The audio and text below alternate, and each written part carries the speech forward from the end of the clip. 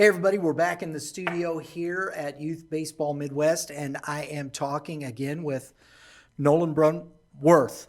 That's right. Jeez, I messed it up last time, dude. And Jake Worrell, because I had to think about it. Caught you off guard. Caught me off guard. Gentlemen, thanks for joining us here in the studio. We're talking game changer athletes, and these two gentlemen here have a new program, and they're trying to help student athletes, parents, coaches create a better environment around youth sports. Yeah, Absolutely. That's right. Yep. that's a good thing. We're going to talk today. They have these three segments. Each one has 10 strengths, and they're focused on parents, coaches, and the athlete. Yes? Yes. Today we want to talk about parents. We're going to jump right into parents. I'm a parent of a student athlete. I was a parent of a youth athlete. I was a band parent. So I've been the whole gamut. Dragging all the instruments and stuff. That was a lot of fun too. I was in the band. I was a band geek too. There you go. Gotta love band members. So we want to give a shout out to the band folks. They're part of it too. Yeah, right? Yeah. So let's talk about parents. 10 strengths of game changer parents. I'm just going to list them off real quick first, okay, guys? Sounds great. We have model consistency. Am I going in the right order? Does it go like this and then that? Yep. Right? They're Okay. all important. They're all important. That's right. That's exactly right. Model ranking. consistency. Seek out teachable moments. Ask questions. Know your worth. I think that's an interesting one with parents. That intrigued me. We're going to talk about that. Teach effective communication. Love that one. Do the right thing. Embrace fun. Live your values. Another one. I got that one highlighted. You should see. Encourage self-advocacy and embrace failure. How'd you guys come up with these 10 strengths? A lot of whiteboard sessions. Well, It took a while. I think Nolan can probably talk a little bit more on, because these were all kind of put together before I came on board. Okay. But when I was interviewing for the position I'm in now, when I saw this stuff, it lined up perfectly with what I believed in. And we call these, the power three, the athlete, the parent, the coach, and they all work together to help the growth and development of the athlete. And you jumped right in to the thicket here of, which was good because it's not talked about enough. And it's a big reason of why we do what we do, and developing and building into athletes and giving them their voice. And parents are there for the support. Yeah. And they're there for the guidance and the encouragement, wise words, don't overstep your boundaries. It's all good stuff. And when I saw it, it's just like, this is good stuff. And I think Rachel Hansen, who was in my previous position, she still works with us. Nolan and another lady kind of put these all together. So I think Nolan could probably speak a little bit more about it, a little bit more than I can. But I agree 100% with everything that's going on right here. So I heard you say a lot of whiteboard sessions. Well, right. Yeah, we went into kind of an intense mode when we rebranded and we developed this content, which is the foundation of who we are, right? And it guides our workshops, right? It's the guts. It's what we're trying to not teach, but talk about, right? And encourage a dialogue. And I just remember some really long sessions because I was working with two coaches, Rachel and another individual, and trying to distill all their knowledge and talk about, how can we have something that's, quick, concise, nobody wants to read, pages of this stuff. So they're meant to be reminders, and so while they sound like common sense, let's all face it, it's hard to be a parent. It's a challenge. Yes, it is. And so you need some helpful reminders about the role that you can provide in an optimal setting, right? You talk about overstepping boundaries. It's really hard, especially with a young athlete, to figure out how you can be the best parent in that situation, and sometimes it's removing yourself. But it's we talk about the ecosystem, the coach, the parent, the athlete. It's real easy for a parent to think they need to do even more, right? Right, Because right. it's natural. You're just trying to help. Yeah. It's Right. your own kid. How Yeah. many? I Yeah. mean, you guys are dads. I'm a dad. I know Freshly. when I sat on the edge of the hospital bed holding my daughter, my firstborn, I was like, oh, yeah, I'm a dad now. Yeah. What do I do now, right? Right. Exactly. There is no handbook. No. And so as the parent of an athlete, nobody tells you exactly how you should go about things. So these are helpful reminders that in our programming, in our content, in our workshops, we try to do a deep dive into at least one of these and explain, what we mean by these. But life skills never stop, right? You try to help a young athlete with life skills. They don't stop with parents, right? Right. And I think we talked about this earlier, Brian. We both made mistakes when the kids are young, and you're wanting them to be the best athlete, and sometimes there's more push than there should be pull. Right. But you continue to evolve, and your journey as a parent is a long one. I mean, theoretically, it never stops.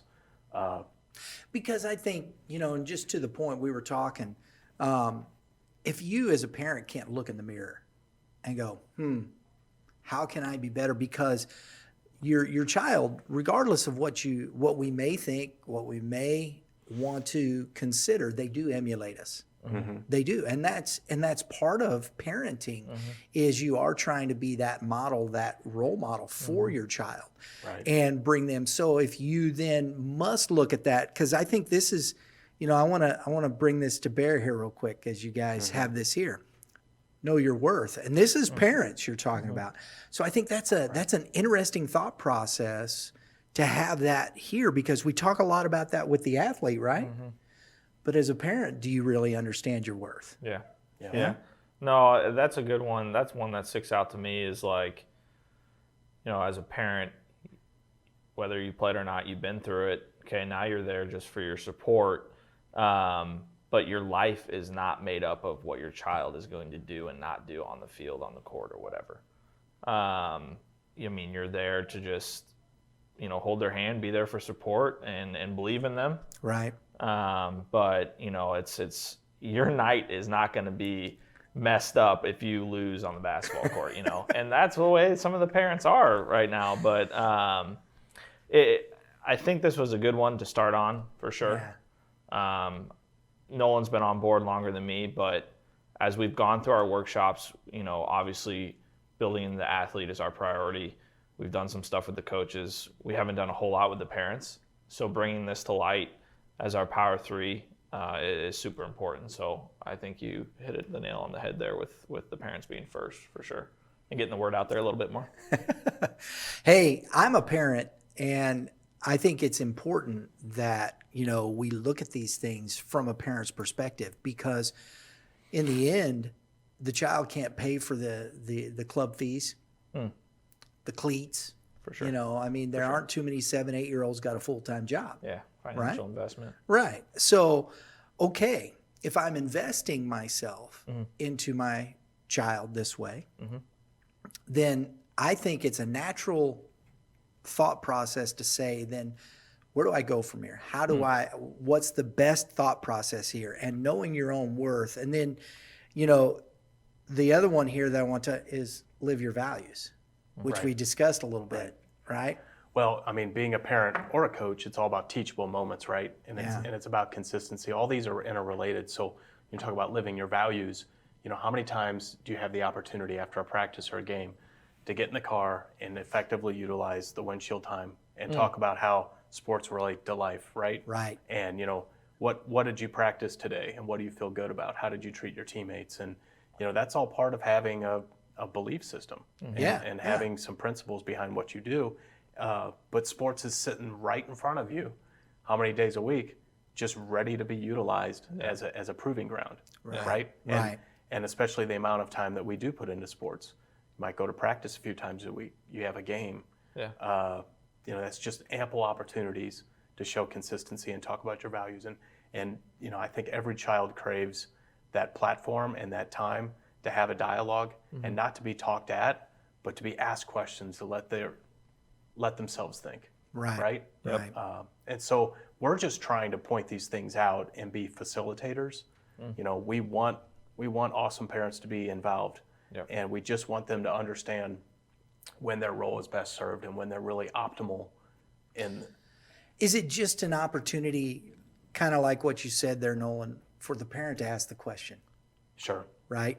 Yeah. When they're in the workshop, they can ask that question. They get to, it's, for lack of a better, analogy, in the car ride, It's a space where, we can just be, as parents, we all want to help and grow and be better with these things. So it's an opportunity for us as parents just to say, what about this? What do you think? Where do you, and I think that is sometimes it's not always easy in just certain settings to do that. Yeah. Absolutely. Yeah, it's a comfortable space, right? Right. So right. we're trying to grow this area of our content, but there's no perfect parent. We shouldn't strive for perfection, but you have to grow with your athlete, right? And so while the 6-year-old might be hanging on every word that you say, because you are his or her first coach, right? Sure. You're their first teacher, you're their first coach. That's going to change, right? And when they're 13, it's more pull than push. Yeah. And so you're going to have to grow, and we're just trying to be a resource to point out these things and to work with them. I think a good one that when we do our workshops with athletes, and it's a thing that Nolan says a lot, I say a lot, Rachel says a lot, is ask good questions. And that's how we drive our workshops with athletes. It's not just us standing up there preaching to them for an hour and they get nothing out of it. We want to ask good questions, value questions for them to speak, get their voice. It's the same thing for the parents. Just ask good questions, and they'll talk. Yeah. They want to talk. They look for approval a little bit, but ask good questions. Right. And I think that's a challenge there. When you're in that windshield time that Nolan was talking about, or in that car ride. I agree. My dad, when he was a coach of mine growing up, all playing baseball, he would not talk about the game unless I brought it up and talked about it. Right. But he would ask good questions, like Nolan said, like, hey, what would you do for being a good teammate, or how leadership, all that kind of stuff. But, then he'd wait for the opportune time for me to start talking about the game and then kind of deep dive in and keep asking good questions. All right. Get you conversing, bringing you out of that. If you just lost, I don't want to talk about it. Yeah. I don't want to talk about it. Yeah. Because really you don't. Sure. Most kids don't want to talk about a loss. Who does? Yeah. Nobody really does. Yeah, we lost. It's bad. Yeah. I don't want to talk about it. Right. Yeah. And that's the tough thing is, but you have to deal with that loss in a lot of respects the same way you would deal with a win. Absolutely. Being constructive, thinking through things, not allowing it to determine, as you guys said, as a parent, you're letting it determine the rest of your night, and it's horrible and the world has ended. Yeah. Well, that's somewhat maybe what that child feels like, but the world isn't over. We lost. It's a game. Yeah. We're going to be okay. So let's talk through this. Yeah. Right? Right. Yeah. We all love sports, but I mean, let's face it, the child has to want it a little bit more than the parent, and we've seen that's the trouble.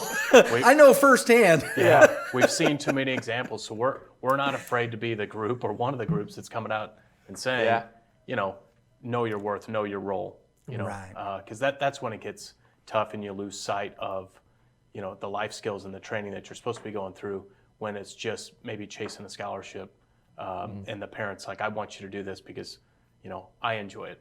Or it's a sport that I played, when I was younger, and it's flipping things a little bit and understanding that you're best served and the child is best served when you're encouraging and supporting. Yeah. But it's their journey. Yeah. And they need you, but they don't need you to dominate the process. Yeah. I think a point. Sorry. No, go ahead. Go ahead. Another point is us as an organization that parents can kind of understand about us a little bit is we utilize sports as an opportunity to develop these athletes off the field.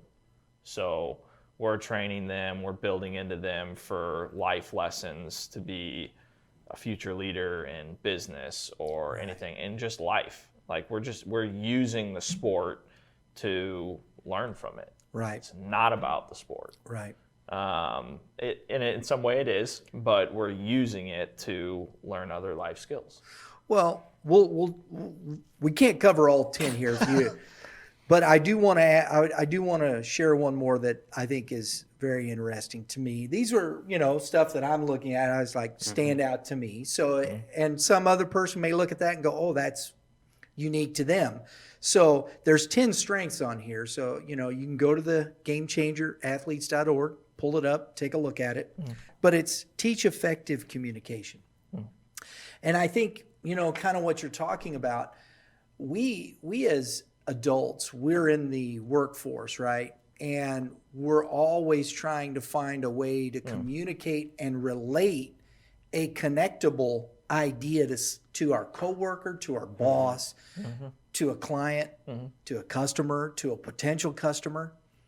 And that right there, to me, brings to bear what you just said. It's more than just the game. So teaching effective communication, because later in life, I mean, you're selling, you're doing, you're whatever the case may be, you're having to effectively communicate to another person. Yeah. So absolutely right. Yeah. That's kids are impressionable, right? They learn habits young, and so this is just one area that they can practice at sports. But they're going to learn these habits. So if it's a one-way dialogue, if it's one-way communication, if it's all negative, if it's not asking questions, there's a good chance that's the way they think they need to communicate with others. correct. Yeah. Yeah, absolutely. I think Nolan hit it, basically summarized what he just said is that last sentence is model consistency with your words and actions. Right. Because will use some sort of analogy from when we played sports or something at some point in time in our professional careers. We've all done it. We've all used it. We've all told a story. It's relatable to people. And I think that is a very interesting point to be effective in communicating, because there's so many kids, especially, we can say what we want to. I mean, we all text and we all socialize and we all that, but being able to verbally communicate an idea has to be an important part of what we do on a daily basis. Would you agree? 100%. No matter what you go on to do. Yes. Yeah. Exactly. Everything. It's not Exactly. just talking to your kid. It's everyday life that you were just talking about, business and all. Okay, folks, parents, if you're interested in more of this, go to GameChangerAthletes.org. You'll find this on the I forgot what page. It'll honestly just show up. It shows when you up. come yeah. up to our page, like 5 seconds, it'll like load to a different screen and it's right there. There you go. And go read this stuff. Get in touch with these guys if your team needs some guidance, if you want to just parents, right?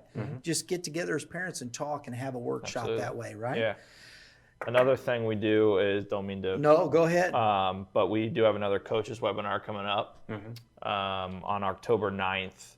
It's a Friday at 7 p.m. And that's just a great way. We have 3 panelists coming that have all coached at variety of different levels, and we just talk about their experience, and we have some parent questions in there, advice. It's just good, great content to spread around youth sports and parents and athletes and coaches. So that's October 9th. So Awesome. All right, guys. We're going to come back with these 2 guys with 2 more segments, and we still got coaches and athletes to go. So stay tuned.